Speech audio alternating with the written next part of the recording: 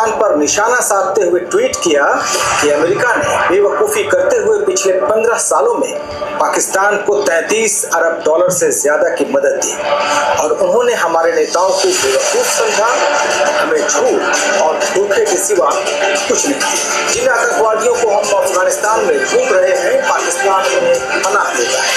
बस वही ट्रंप अपने दूसरे कार्यकाल में पाकिस्तान की तारीफ करते हैं, यहाँ तक कि उसके army chief general Asim Munir को व्हाइट हाउस में लंच पर बुलाते हैं। हिस्टोरिक मुलाकात, पहली बार किसी पाकिस्तानी आर्मी चीफ को व्हाइट हाउस में पर्सनली इनवाइट किया गया। उन मुद्दों पर बात हुई जो आमतौर पर हेड ऑफ स्टेट्स के साथ होती है। And in fact, I had the general, who was very impressive. The general from Pakistan was in my office last week. ये पैराडॉक्स क्यों? अमेरिका के पुराने एडमिनिस्ट्रेशन की तरह शायद ट्रंप समझ गए कि पाकिस्तान को नजरअंदाज नहीं किया जा सकता। दोनों देशों के बीच हमेशा से कॉम्प्लेक्स रिश्ते रहे, उनके बीच कोई भरोसा नहीं। इसके बावजूद अमेरिका लगातार पाकिस्तान को इकोनॉमिक, मिलिट्री और डिप्लोमेटिक मदद देता है। तो सवाल उठता है कि एक ग्लोबल सुपर पावर ऐसे देश के साथ रिश्ता क्यों रखता है? आखिर अमेरिका को पाकिस्तान की जरूरत क्यों है?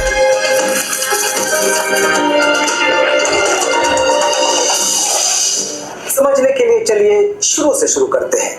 पाकिस्तान नया देश है, 80 साल से भी कम की राजनीतिक उम्र और आधी सदी तक सेना का शासन। अमेरिका शायद शुरू में समझ गया था कि पाकिस्तान में डेमोक्रेसी का पनपना मुश्किल होगा और इसी वजह से उसने चुनी हुई सरकारों की जगह मिलिट्री लीडरशिप के साथ बेहतर रिश्ते रखे। हिस्ट्री भले पाकिस्तान के साथ ना हो, लेकिन ज्योग्राफी जरूर है। हिस्ट्री क्यों नहीं है भाई? हमारी तो अपनी हिस्ट्री है कि हमने एक काफिरों से लैंड छीन के अपनी बनाई। हाँ, तुम्हारी हिस्ट्री हमें पता है। 800 साल मुसलमानों के गुलाम रहे, 200 साल क्रिश्चियन के, 1000 साल गुलामी की तुम्हारी हिस्ट्री है। उससे पहले तुम पर्शियन को क्या नाम है, हाथी वाती बेचते थे, ट्रेड करते थे, गुलाम थे तुम। हिंदू मायने काला गुलाम उन्होंने दिया है। तो तुम्हारी हिस्ट्री ये 3-4 मैंने सेकंड में पूरी कर दी। अफगानिस्तान, भारत, ईरान और चीन से सटी सीमाएं पाकिस्तान को अमेरिका के लिए स्ट्रेटेजिक चौराहा बनाती हैं। पाकिस्तान 1947 में बना और उसने शुरू से ही भारत से रार ठान ली। दूसरी तरफ अमेरिका नहीं चाहता था कि सोवियत संघ के कम्युनिस्ट प्रभाव का दायरा बढ़े। यही से दोनों देशों के रिश्तों की शुरुआत होती है।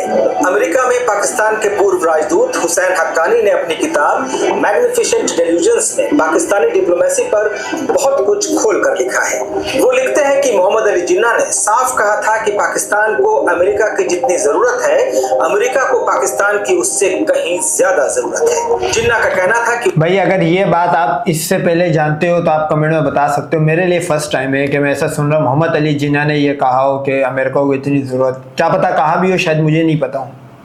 वो दुनिया के बीचों बीच बसे हैं और रूस यहाँ से बहुत दूर नहीं है। जिन्ना अमेरिका को ये बताने की कोशिश कर रहे थे कि वो कम्युनिस्ट सोवियत के खिलाफ नेचुरल अलाई है। इस रिश्ते को ठोस रूप दिया military dictator general Ayub Khan ने।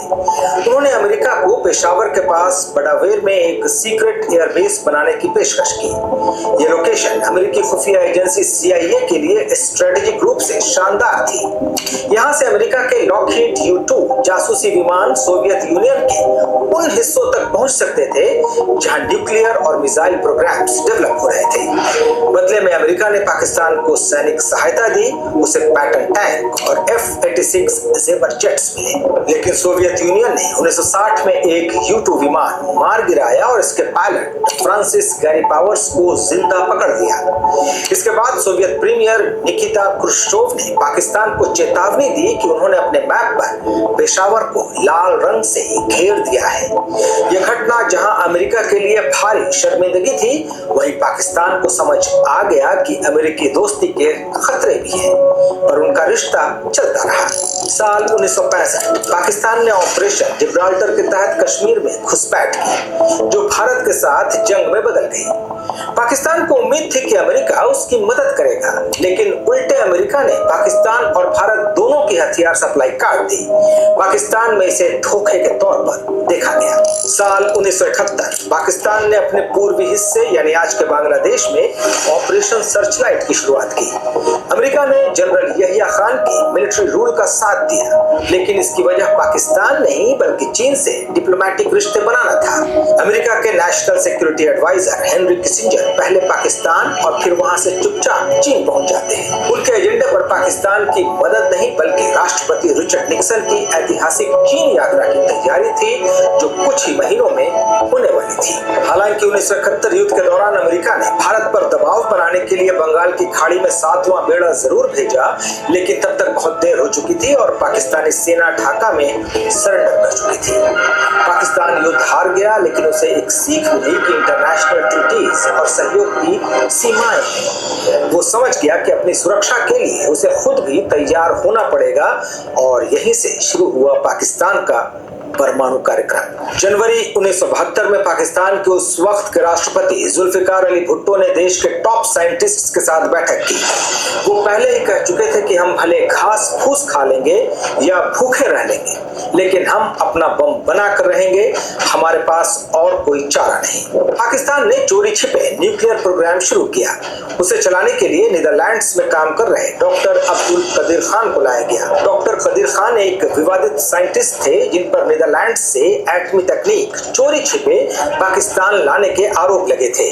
इसकी बुनियाद पर ही पाकिस्तान का पूरा एटमी प्रोग्राम आगे बढ़ा। पाकिस्तान के इस कदम ने उसे अमेरिका के साथ एक बड़े टकराव में लाकर खड़ा कर दिया। अमेरिका ने पाकिस्तान पर कई तरह के प्रतिबंध लगा दिए और दोनों देशों के बीच के रिश्ते सबसे निचले स्तर पर पहुंच गए। लेकिन पासा एक बार फिर पलटा।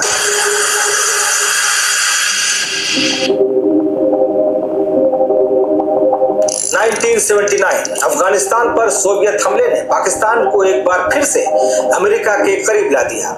इसी साल ईरान में भी क्रांति हो चुकी थी और वो कट्टर इस्लामी राष्ट्र बन चुका था जो अमेरिका के खिलाफ था।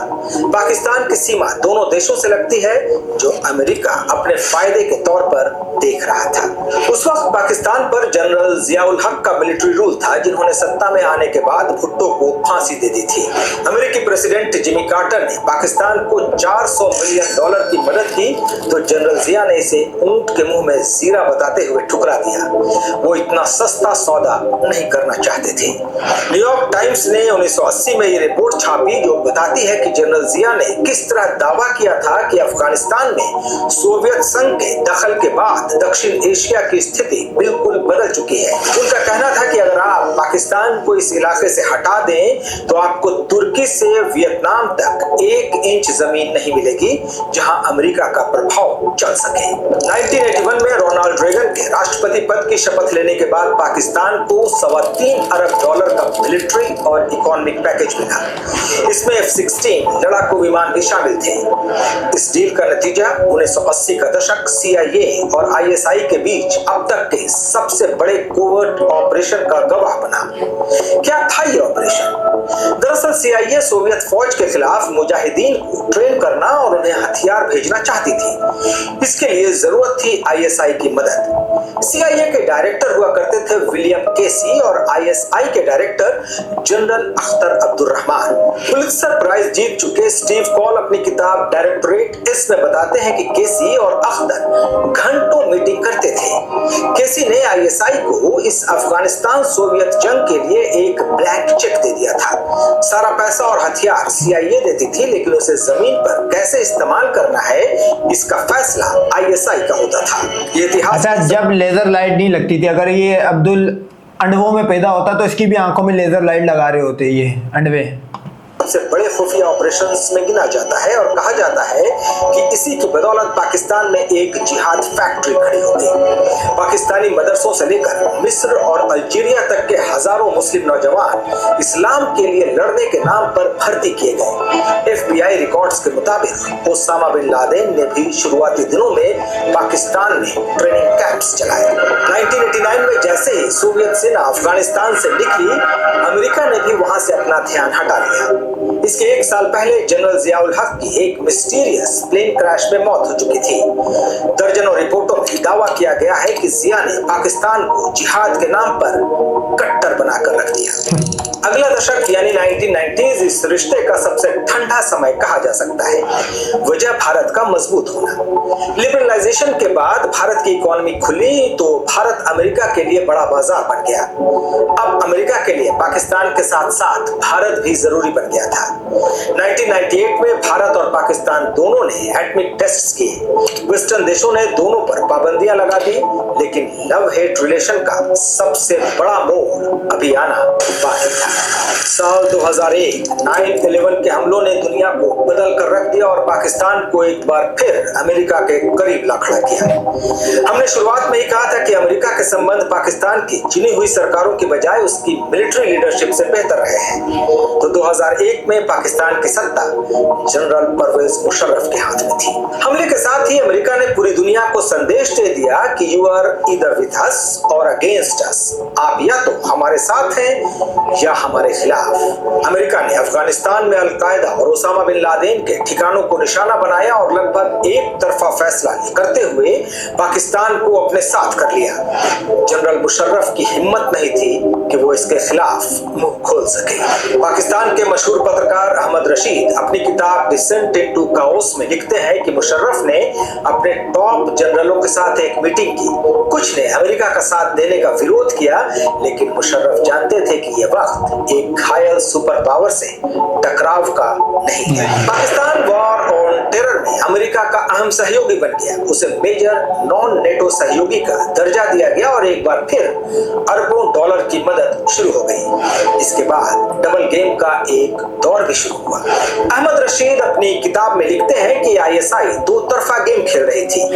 एक तरफ वो तालिबान को सुरक्षा दे रही थी, वहीं दूसरी तरफ इस दो तरफा नीति में अलकायदा के अरब और गैर अफगान लड़ाकों को अमेरिका को सौंपना शामिल था। दरअसल पाकिस्तान अफगानिस्तान में ऐसी सत्ता चाहता था जो उसका साथ दे और जिसकी मदद से वो भारत को बैलेंस करता रहे। इस डबल गेम का पर्दाफाश 2 मई 2011 को हुआ, जब अमेरिकी नेवी सील्स ने पाकिस्तान को बिना बताए एबटाबाद में ओसामा बिन लादेन को मार गिराया। ये फॉल्स फ्लैग ऑपरेशन था। ये ओबामा ने अपनी मतलब एक और टर्म पूरा करने के लिए उसको वापस इसने करा। आज तक लाश नहीं दिखाई गई, क्योंकि शेख अल उसामा तो 2007-8 में शहीद हो चुका था, क्योंकि काफ़ी सारी बीमारियां थी भाई को। तो ये तो शहीद हो गया था। तो ये एक फेक फॉल्स फ्लैग था। अमेरिका को कवर करना था कि भाई उसने अरबों खरबों डॉलर बिलियंस ऑफ डॉलर लुटा दिया एक मुजाहिद के पीछे और उसको पकड़ नहीं पाया। सेम इसी तरह की कहानी या इससे थोड़ा सा लो प्रोफाइल एक था मुल्ला उमर। उसके साथ भी ये युवा अमेरिका की नाक के नीचे रहता रहा और वो अपनी तबई मौत वो शहीद हुआ है, क्योंकि हालात जंग में तो शहादत ही मिलती है। तो वो खुद अपनी ही मौत शहीद हुआ। उसकी कब्र अमेरिका के रहते हुए बनाई हुई थी, किसी को पता नहीं लगा। जैसे अमेरिका यहाँ से गू खा के निकला है तो उसके बाद उसकी कब्र को भी ऑफिशियलाइज कर दिया गया और बड़ा बना दिया गया। तो ये तो फॉल्स फ्लैग ऑपरेशन था, ये ओबामा वाला। सॉरी, ओबामा ने जो करा था शेख उसामा पे। पाकिस्तान के लिए बेहद शर्मिंदगी की वजह बना। बिन लादेन के पाकिस्तान में होने की दो ही वजह हो सकती थी। या तो पाकिस्तानी खुफिया एजेंसियां इतनी नाकाबिल थीं कि उन्हें अपनी नाक के नीचे रह रहे दुनिया के मोस्ट वांटेड का पता नहीं चला, या फिर वो बिन लादेन को कवर दे रही थी। ब्रूस रिडल, जो CIA में लंबे समय तक काम कर चुके हैं, अपनी किताब डेडली एम्ब्रेस में लिखते हैं कि इस घटना ने दोनों देशों के बीच बचे खुचे भरोसे को भी खत्म कर दिया। बखौर ब्रूस, इसके लिए अमेरिका खुद भी जिम्मेदार रहा, जिसने शॉर्ट टर्म गोल्स पर काम किया और कभी भी पाकिस्तान को स्ट्रेटेजिक हिस्सेदार नहीं बनाया। लेकिन इसके बाद भी अमेरिका पाकिस्तान को छोड़ नहीं पाया। इतिहास बताता है कि अमेरिका ने कभी पाकिस्तान पर भरोसा नहीं किया, लेकिन उसी के भरोसे रहा। आज ये रिश्ता मुख्य रूप से 3 वजहों से कायम है। पहला, चीन का बढ़ता प्रभाव। चीन ने चाइना पाकिस्तान इकोनॉमिक कॉरिडोर के जरिए पाकिस्तान में $60 अरब से ज्यादा का निवेश किया है। इसमें ग्वादर पोर्ट भी शामिल है। हाल के सालों में चीन अमेरिका का सबसे बड़ा कॉम्पिटिटर बनकर उभरा है और अमेरिका नहीं चाहेगा कि पाकिस्तान पूरी तरह चीन के पाले में चला जाए। इसलिए वो IMF जैसे संस्थानों के जरिए पाकिस्तान पर प्रभाव बनाए रखता है और गाहे बगाहे उसकी मदद भी करता रहता है। दूसरा, ईरान पर नजर। ईरान के साथ पाकिस्तान की 900 किलोमीटर से भी लंबी सीमा अमेरिका के लिए ईरान की एक्टिविटीज, खासकर उसके न्यूक्लियर प्रोग्राम्स पर नजर रखने के लिए स्ट्रेटेजिक रूप से बहुत अहम है। हाल के ईरान इजराइल संघर्ष के दौरान भी जब सार्वजनिक रूप से पाकिस्तान ने इजराइल की निंदा की, मुनीर और ट्रंप की मुलाकात से ये संकेत मिले कि ईरान के साथ संघर्ष में अमेरिका पाकिस्तान को अपने पाले में रखना चाहता है। और तीसरा, यूज न्यूक्स का डर। ये शायद सबसे बड़ी वजह है। पाकिस्तान के पास आज 170 से ज्यादा न्यूक्लियर वेपन्स बताए जाते हैं। अमेरिका और पश्चिमी दुनिया का सबसे बड़ा डर यही है कि अगर पाकिस्तान में डेमोक्रेसी कमजोर पड़ती है तो ये न्यूक्लियर वेपन्स खतरनाक हाथों में जा सकते हैं। अमेरिका किसी भी कीमत पे रिस्क नहीं लेना चाहेगा। तो ये एक लंबी और उलझी हुई कहानी है जहां ये इंडियन नैरेटिव है। ये जो इसने कहानी बताई है टोटल इंडियन नैरेटिव है। सुनो इनकी चीखें, सुनो इनका दर्द देखो और एंजॉय करो। और पाकिस्तान ना दुश्मन है ना दोस्त। ये मैरिज ऑफ कन्वीनियंस है जिसकी बुनियाद प्यार और कमिटमेंट पर नहीं बल्कि जरूरत और फायदे पर टिकी है। जब तक पाकिस्तान की जियोपॉलिटिकल लोकेशन, उसके एटमी हथियार और रीजनल कॉन्फ्लिक्ट्स उसके हक में रहेंगे, अमेरिका इस रिश्ते को तोड़ नहीं सकता। नमस्कार।